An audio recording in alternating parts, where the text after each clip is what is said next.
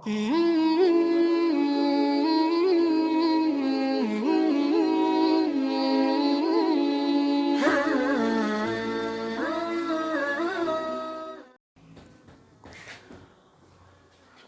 ونصلی ونسلم علی رسولہ الکریم اما بعد۔ میرے محترم ساتھیو، السلام علیکم ورحمۃ اللہ وبرکاتہ۔ ایک نئے سبق کے ساتھ آپ کی خدمت میں آپ کا خادم حماد اللہ ساجد حاضر ہے۔ ہم پڑھ رہے تھے مخارج کے حوالے سے، اور پھر مخارج میں ان مخارج کو پڑھ رہے ہیں کہ جن کا تعلق ہماری زبان کے ساتھ ہے۔ اس سے پہلے سبق میں ہم نے یہ پڑھا تھا کہ مخرج نمبر 5، مخرج نمبر 6 اور مخرج نمبر 4، یعنی 4، 5 اور 6 مخرج ہم نے پڑھا تھا۔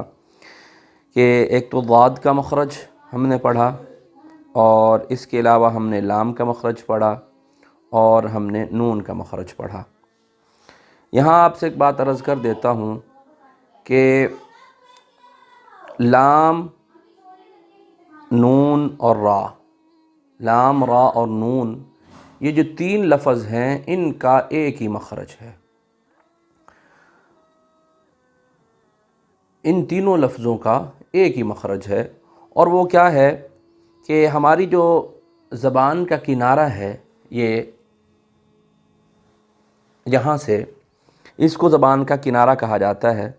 یہ کنارہ جب اوپر والے جو دانت ہیں ہمارے، اب وہ 4 ہیں یا 3 ہیں، جتنے بھی ہیں، اوپر والے یہ دانت ہیں، یہ ان کی جڑ یا ان کے مسوڑے، یوں سمجھ لیجئے کہ زبان کا کنارہ اوپر والے جو یہ دانت ہیں ہمارے، ان کی جڑ میں یا ان کے مسوڑوں کے اندر جب لگے گی ہمارا یہ زبان کا کنارہ، تو اس سے ہمارے 3 لفظ ادا ہوں گے۔ کون سا؟ ایک لام، را، را، نون، لام، را، نون۔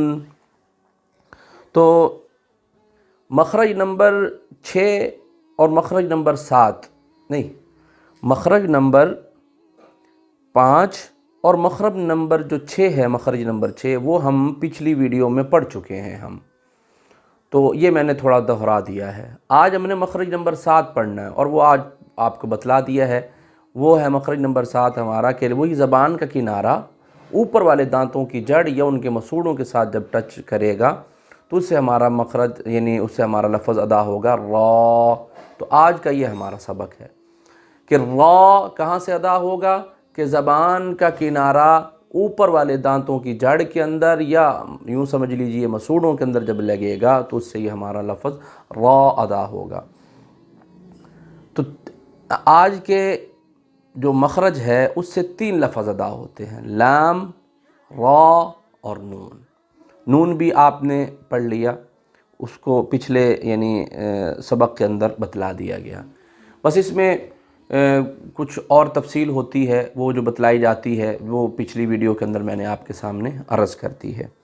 اب ہم چلتے ہیں اپنے مخرج نمبر 8 کی طرف۔ 7 آپ کے سامنے بیان کر دیا گیا۔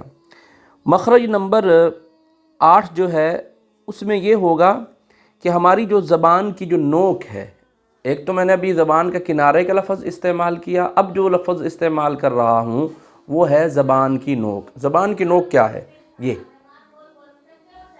یہ جو ہے زبان کی نوک، یہ سامنے والے جو اوپر کے جو دانت ہیں، سامنے والے اوپر کے جو دانت ہیں، ان کی جب جڑ کے اندر سمجھ لیجئے یا ان کے مسوڑوں کے ساتھ جب یہ زبان ہماری لگے گی تو اس سے ہمارے 3 لفظ ادا ہوں گے۔ کون سے؟ تا، دال، قا۔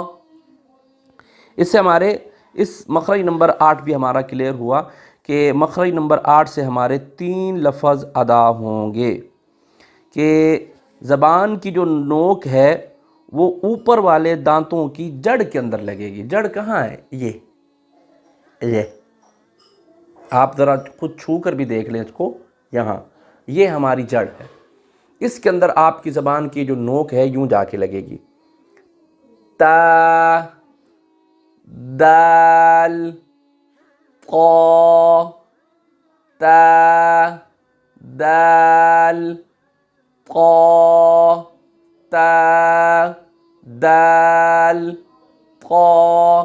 تو مخرج نمبر 8 بھی ہمارا جو ہے وہ کلیئر ہوا، ایک تو 7 پڑھا ہم نے اور مخرج نمبر 8 بھی ہم نے پڑھ لیا۔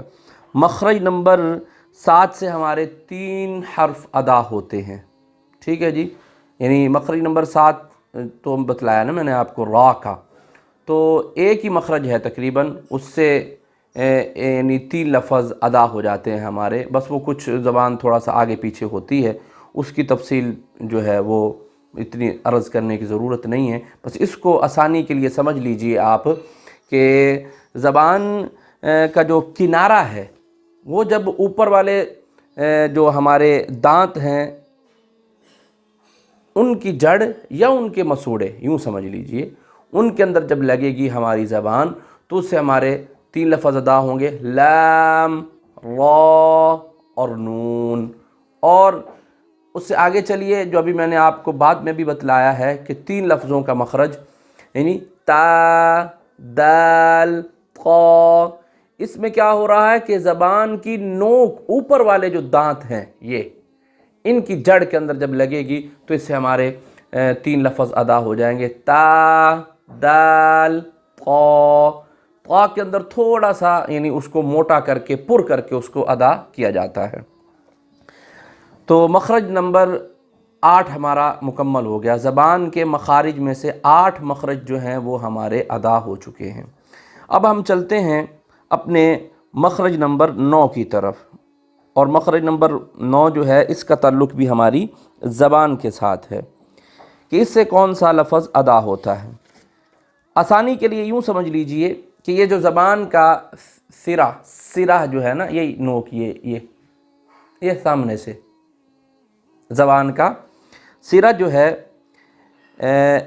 اب اس کا جو مخرج بتلایا تو یہ جاتا ہے کہ بھی زبان کا یہ جو سرہ جو ہے اس کا، یہ اوپر والے جو دانت ہیں یہ ان کے اندرونی کناروں سے لگے تو تب یہ ہمارے 3 لفظ ادا ہوں گے، کون سے؟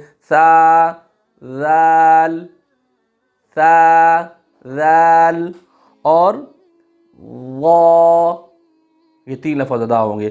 لیکن یہاں محترم میرے ساتھیوں، آسانی کے لیے حضرات قرۂ کرام یہ بتلا دیتے ہیں کہ آسانی اس میں یہ ہے کہ آپ تھوڑی سی زبان جو ہے وہ اوپر اور نیچے والے دانتوں کے درمیان میں لے آئیں تو اس سے آپ کے 3 لفظ آسانی سے ادا ہو جائیں گے۔ کون سے 3 لفظ اور کیسے ادا کرنے ہیں؟ یوں دیکھیے کہ آپ ان کو سمجھ لیجئے کہ آپ کے نیچے والے دانت ہیں اور یہ آپ کے اوپر والے دانت ہیں، تو آپ یہاں یوں لائیے، اپنی زبان کو تھوڑا سا باہر نکالیے، ذال،